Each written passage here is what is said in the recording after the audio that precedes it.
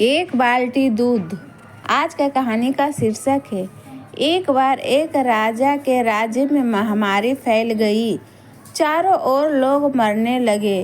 राजा ने इसे रोकने के लिए बहुत सारे उपाय करवाए, मगर कुछ असर न हुआ और लोग मरते ही रहे। दुखी राजा ईश्वर से प्रार्थना करने लगा। तभी अचानक आकाशवाणी हुई।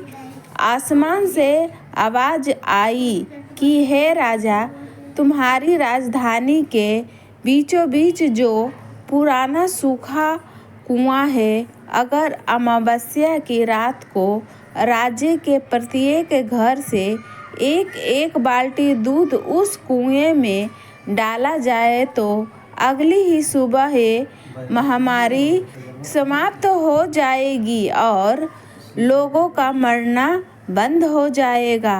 राजा ने तुरंत ही पूरे राज्य में यह घोषणा करवा दी कि महामारी से बचने के लिए अमावस्या की रात को हर घर से कुएं में एक एक बाल्टी दूध डाला जाना अनिवार्य है।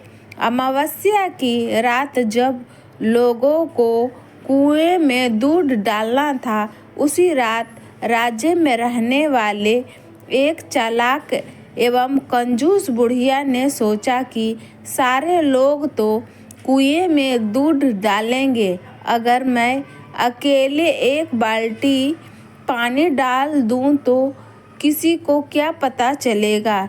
इसी विचार से उस कंजूस बुढ़िया ने रात में चुपचाप एक बाल्टी पानी कुएं में डाल दिया।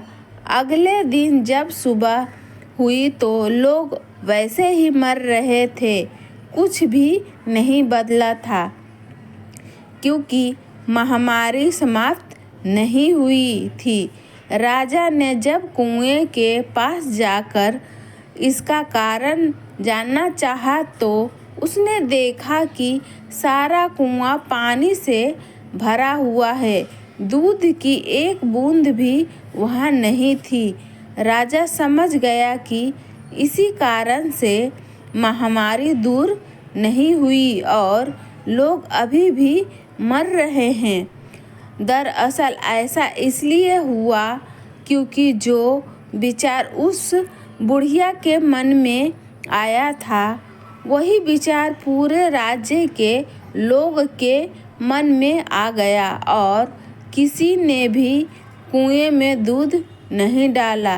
तो फ्रेंड्स, जैसा इस कहानी में हुआ वैसा ही हमारे जीवन में भी होता है। जब भी कोई ऐसा काम आता है जिसे बहुत सारे लोगों को मिलकर करना होता है, तो अक्सर हम अपनी जिम्मेदारियों से यह सोचकर पीछे हट जाते हैं कि कोई न कोई तो कर ही देगा और हमारी इसी सोच की वजह से स्थितियां वैसे की वैसे बनी रहती है।